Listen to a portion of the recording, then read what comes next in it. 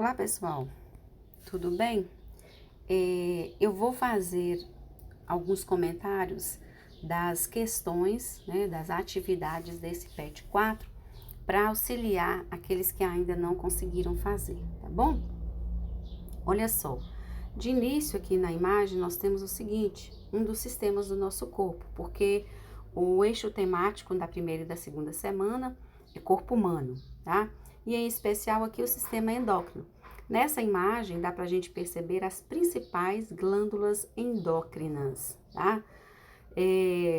O hipotálamo não é uma glândula, é parte do sistema nervoso central, mas ele também está completamente ligado a essa produção de hormônio, né?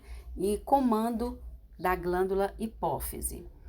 A tireoide, o timo, as suprarrenais, o pâncreas, o ovário, o testículo, são todas glândulas produtoras de hormônios. A primeira questão aí pede para você citar a função do sistema endócrino. Esse sistema ele tem função de produzir e secretar substâncias que nós chamamos de hormônios, né? E esses hormônios servem para controlar e coordenar atividades em todo o corpo. Depois pede para você dizer o seguinte, onde que essas glândulas endócrinas lançam suas secreções? Elas lançam diretamente na corrente sanguínea. Essa é uma das principais diferenças entre uma glândula endócrina e outra exócrina. Por exemplo, aqui nós temos a hipófise, o hormônio que ela produz, ela manda diretamente para a corrente sanguínea sem ter canal. Uma glândula exócrina, ela produz outro produto e lança através de um canal. Por exemplo, glândulas salivares, as glândulas lacrimais, as glândulas sudoríparas, o próprio pâncreas, né? Ele libera outros produtos através de um canal. Então, as glândulas endócrinas, elas lançam diretamente na corrente sanguínea. O que são esses hormônios? Hormônios, na verdade, são substâncias químicas. Até costumamos chamar de mensageiros químicos, porque eles controlam e coordenam atividades em todo o corpo. Eu acabei de falar para vocês que existem as glândulas exócrinas, que produzem outros produtos, e as glândulas endócrinas, que produzem hormônios. Acontece que tem algumas glândulas que fazem as duas funções, elas têm as duas funções. Vou dar exemplo aqui no próprio desenho, olha só. O pâncreas. O pâncreas, ele tem função endócrina quando ele produz, por exemplo, a insulina, né, que está relacionada com o metabolismo da glicose. Mas ele também produz o suco pancreático, que nós já aprendemos em outras aulas, que através de um canal, ele lança esse suco pancreático lá no duodeno, que é a primeira porção do intestino delgado. Então, no momento em que ele produz e lança por meio de um canal o suco pancreático, ele tem função exócrina. E quando ele produz hormônio e lança diretamente na corrente sanguínea, ele tem função endócrina. Por isso que o pâncreas é um exemplo de glândula anfícrina. Os outros dois exemplos são o ovário e o testículo. O ovário, quando ele produz os hormônios femininos, tem função endócrina. Quando produz óvulos, que são os gametas, aí ele tem função exócrina. O testículo, a mesma coisa. Quando produz hormônio masculino, tem função endócrina. Quando produz os espermatozoides, que são os gametas masculinos, aí ele tem função exócrina. Então, as glândulas anfícrinas, tá? São aquelas que têm tanto a função endócrina quanto a função exócrina.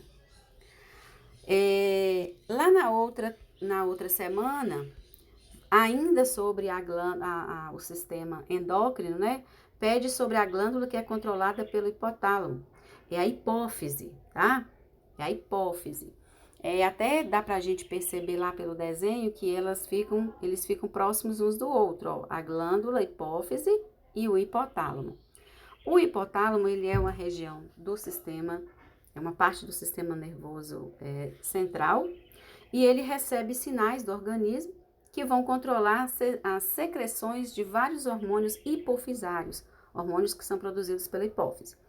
Esse controle, ele ocorre por meio de hormônios chamados hormônios liberadores. A próxima questão fala sobre alguns sintomas que um paciente tem e o que isso pode ser, né? Insônia, taquicardia, perda de peso. Esse distúrbio, provavelmente, que é por um distúrbio hormonal, é o hipertireoidismo, que é uma disfunção da tireoide. A outra pede hormônios. Não, ainda nessa daí, a letra B, pede as causas deste distúrbio, né? O que poderia causar o hipertireoidismo? Superdosagem de hormônio da tireoide, tumores não cancerígenos, né, da tireoide, ou da hipófise também, inflamação, né, da tireoide devido a uma infecção, ingestão excessiva de iodo ou outras doenças graves como doenças autoimunes. A outra questão pede para você citar 2 hormônios da adenohipófise, porque a hipófise era dividida em 2 partes, e as respectivas funções. Nós podemos citar, por exemplo, a prolactina, que é um hormônio que estimula a secreção de leite. O outro é o hormônio do crescimento, né, que estimula realmente o crescimento do indivíduo. A questão 4 fala aí de um hormônio que é liberado por uma determinada glândula e que aumenta os níveis de cálcio no sangue. Esses são o paratormônio e a paratireoide, tá? O paratormônio é o nome do hormônio e ele é produzido na glândula chamada paratireoide. Ainda temos aí a última questão dessa semana, que é uma relação entre os hormônios e a sua função.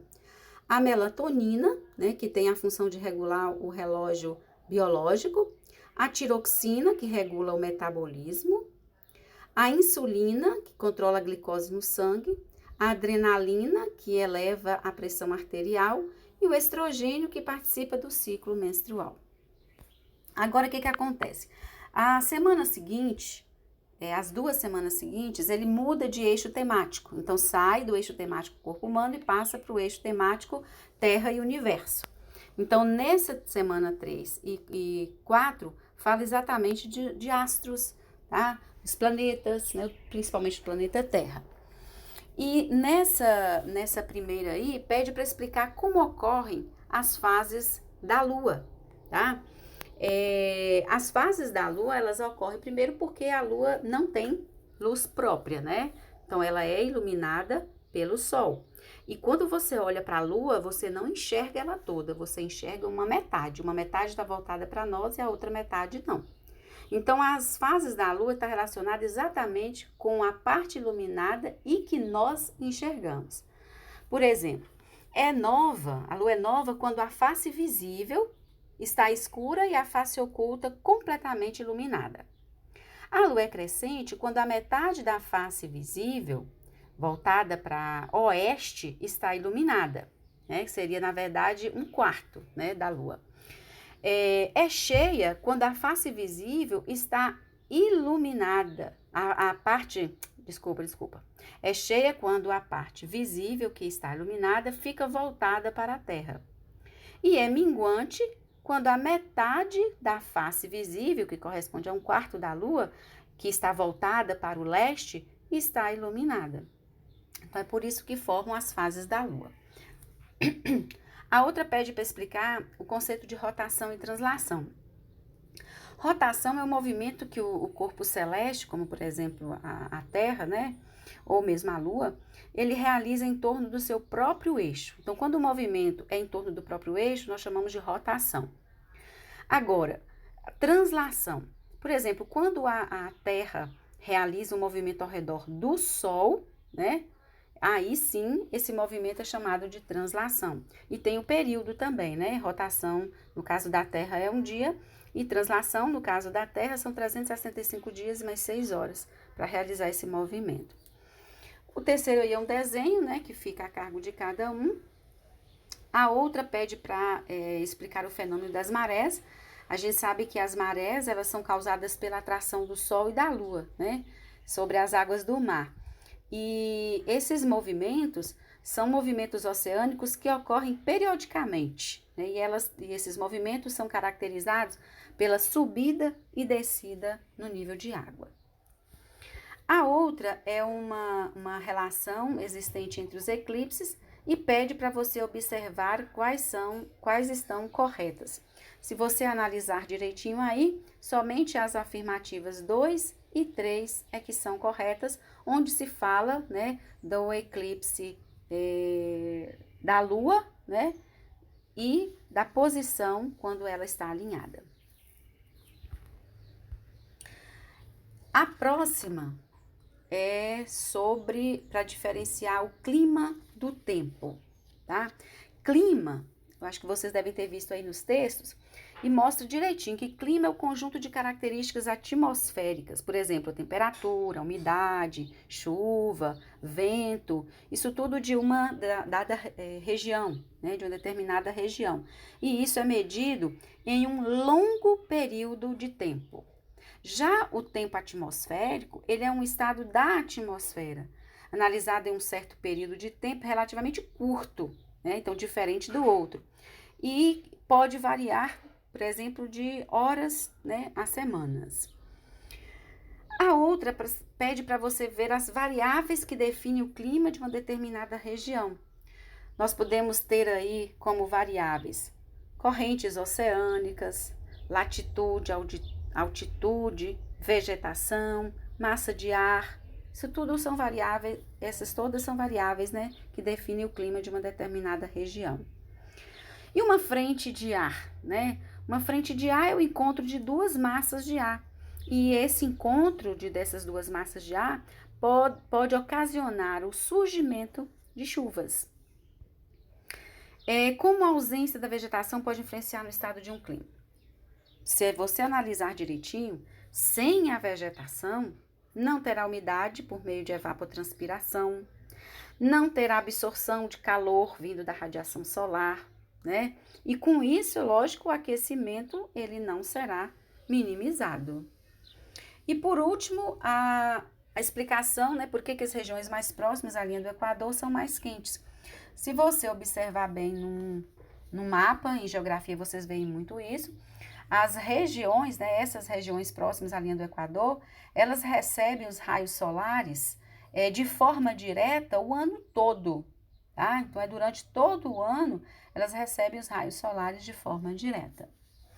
Então, era isso, eu procurei falar o mais breve possível, tá? Para não cansar vocês, mas eu acho que com essas questões, com esses comentários aí, dá para vocês concluírem as atividades. Não esqueçam que assim que concluírem, tirarem a foto e me mandarem, tá bom? Um abraço a todos e fiquem com Deus.